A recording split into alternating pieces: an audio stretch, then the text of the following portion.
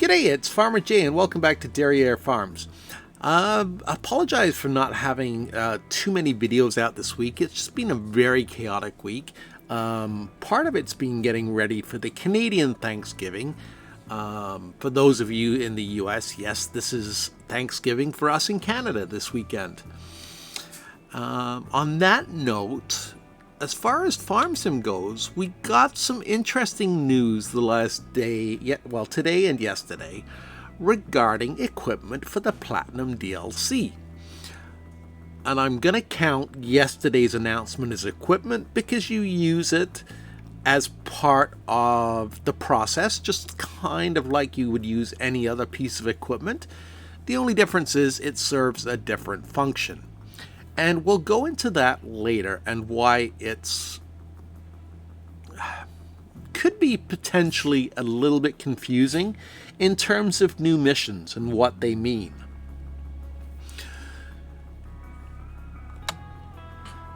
Also, on a side note, in preparation for the Platinum DLC, Silver Run Forest, I discovered a fantastic series, a documentary series on Netflix, and it may only be available in Canada.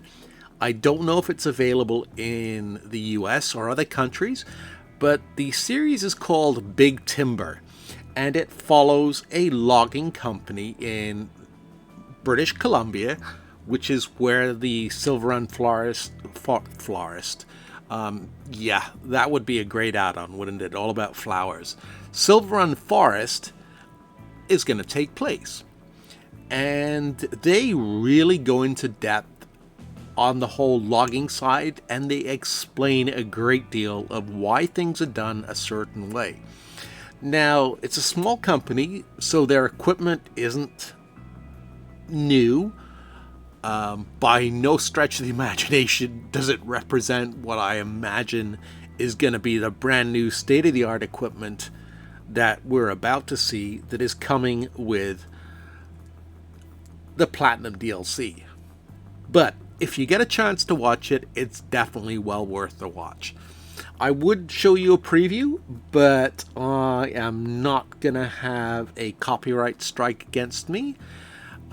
Even though I'm sure YouTube wouldn't necessarily recognize that it's copyrighted, I wouldn't want somebody to report it. Anyway, without further ado, let's get into the fact sheets about some of the equipment that's coming our way. So this is the first set of fact sheets, and I'm guessing Giants are going to be rolling out fact sheets between now and the middle of November when the Platinum DLC comes out, because there's a lot of equipment to cover. We may even get lucky and have two or three different sets of fact sheets in a week. So for Friday, October the 7th, four pieces of equipment were shown off. The first one being the Komatsu 911, and it's an older machine. It's 2011. I'm guessing that's what the brackets mean. But it's a tree cutter, so it's like we already have in the game. It's tracked, which is kind of neat. I really like that. It's going to cost $375,000. It's 228 horsepower with a variable CVT transmission, 370 liters of fuel, max speed of 12 miles an hour, which isn't bad. It's 24 tons, so it's a big boy. And it can cut trees up to 65 centimeters. Now, I'm a little bit curious about that because they talked about varying tree sizes during FarmCon, but they didn't say how big the maximum tree size is going to be. Again, I'm going to give a reference. Show we've been watching Big Timber, and there are some trees they're cutting down that no way, it takes a giant chainsaw. So I'm hoping giant chainsaws make an appearance in the Platinum DLC, but I'm not going to hold my breath. Anyway, I'm really curious to see how this machine functions. compared to the other logging machines in the game, or tree cutters. Next up, we have two pieces of equipment. We have the Manitou M50-4 forklift. And at first I was like, do we need another forklift? Then I looked at, if you look at the right of the corner where it is, the size of the, I don't want to call it the pallet blade, but the lifting area, and it's huge. It's 58,000, which isn't bad. 75 horsepower, variable CVT transmission, 85 liters of fuel, 12 miles an hour, about standard for a forklift. And it's 8.3 tons, and I guess it has to be kind of heavy to lift the kind of lumber that is being shown here. Because you notice it's not the standard timber blocks or lumber blocks that we have in the game right now. It's a lot bigger. They are definitely beams and not pallets. Next up, we have the Volvo F16 Globetrotter, which is obviously a tractor or a truck. $102,500. It's 470 to 500 horsepower, so it's in range with what we have so far in the game. It's a manual transmission, 500 liters of fuel. Now, I haven't seen any of these so far say they take DEF. So, no government juice, that's always good. Has a max speed of 55 miles an hour, so it's a tad faster than the trucks we have in the game right now. And it's 8.6 tons. And last but not least, we have this interesting piece of equipment. And I'm not even going to try and pronounce the company that makes it, but I'm just going to call it Felix. And Felix is a forwarder, not a great giant one like the John Deere one that we saw in the preview at FarmCon, but still a decent size. $235,000, 180 to 236 horsepower, variable CVT transmission, 220 liters. Again, it's obviously an older piece of equipment because it doesn't have government juice in it. Travels at 24 miles an hour, so that's pretty good. Weighs 18 tons, and I'm guessing the symbol at the bottom means it will haul 10 tons of lumber. So I'm really curious to see how this works. And give it a whirl. I'm really curious to see how the great big ones, how much they're gonna pull. If this will pull 10 tons, I'm curious to see what the John Deere will pull. Okay, so that's it for the fact sheets. Let's move on to the next pieces of equipment that were announced by Giants. They're not nearly as exciting, but they do serve a purpose. So next up, as part of the Platinum preview, we have the tree marking system. And again, going referencing the show I've been watching. Yep, this is how it's done for the most part, done in real life. Depending on the size of the operation, actually most of the time the boss just walks around and says that tree, and they chop her down. Anyway, why do trees get marked? Spray cans in various colors allow you to mark trees with a set of signs so your friends know what to do. Now, I thought this was going to be a feature. For example, new mission types. Deadwood missions is a new type of contract coming with the Platinum expansion. Trees supposed to be removed are already marked. Fell only the marked trees, otherwise you get a penalty for removing healthy trees. Alright, Giants then throws in a disclaimer saying, since the meaning of tree markings is not universal and differs internationally, you might disagree with the use of colors and signs described here. That's okay, since you can use the colors and symbols as you see fit. If you want to use them in accordance with local preferences in your neck of the woods, you can look up by searching the internet. That no, I guess that's something that's going to have to be established in multiplayer games. I'm guessing in the missions, the Deadwood missions especially, it's going to be predefined, and we'll have to use the tree markings that Giants put in place. So you buy the spray cans quite simply at the dealership. Now, this is a feature that hasn't been in the game for a while. It was, I forget which version of Farm Sim, it was when logging was first introduced, they actually had the spray can marking system. Red or white is used in most regions, and it's what I've seen used most of the time in the videos I've been watching. Makes sense because, well, red especially, and white stand out against the dark background. Yellow, I guess, is going to be okay.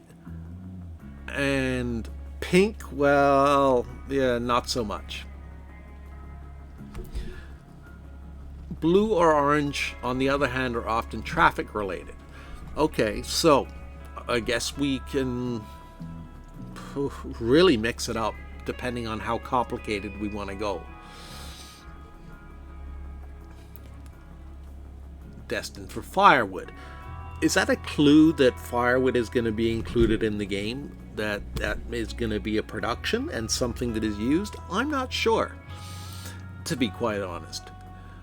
Blue spray cans at the dealership tools. Okay, you can. The rest of it's just a little bit of a blurb. Basically, you switch between the tools the same way you switch between various other tools in the game by pressing the appropriate button depending on whether you're on a keyboard or a controller. Now, tree marking signs.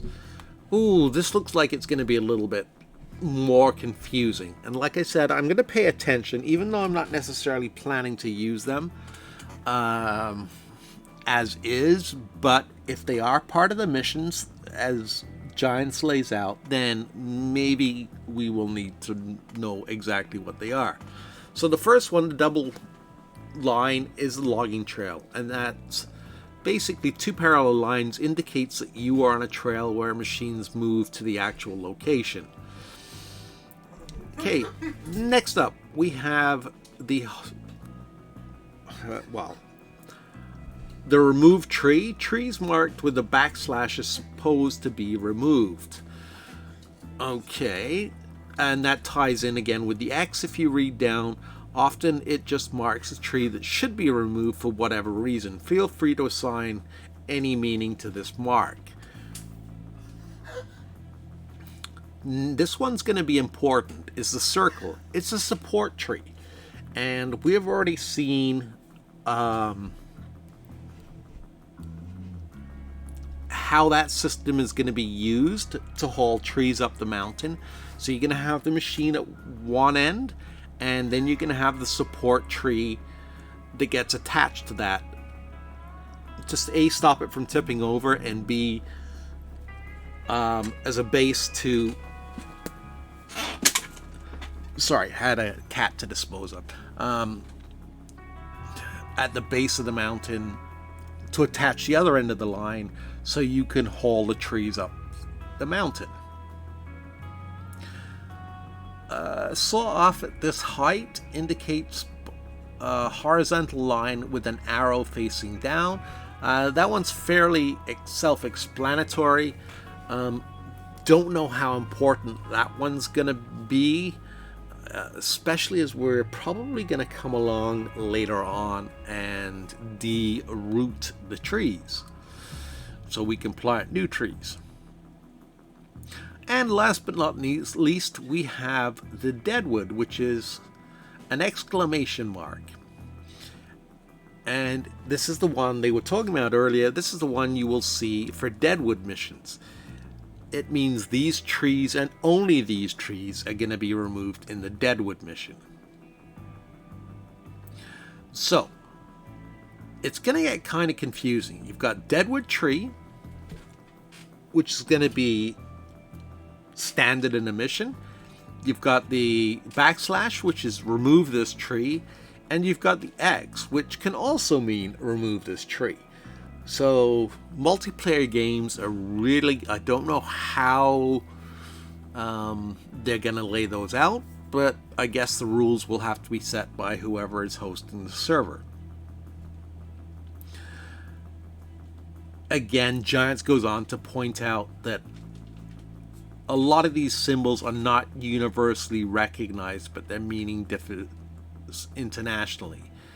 Neither colors nor symbols follow a strict code, but are merely local or a forest ranger's personal preference.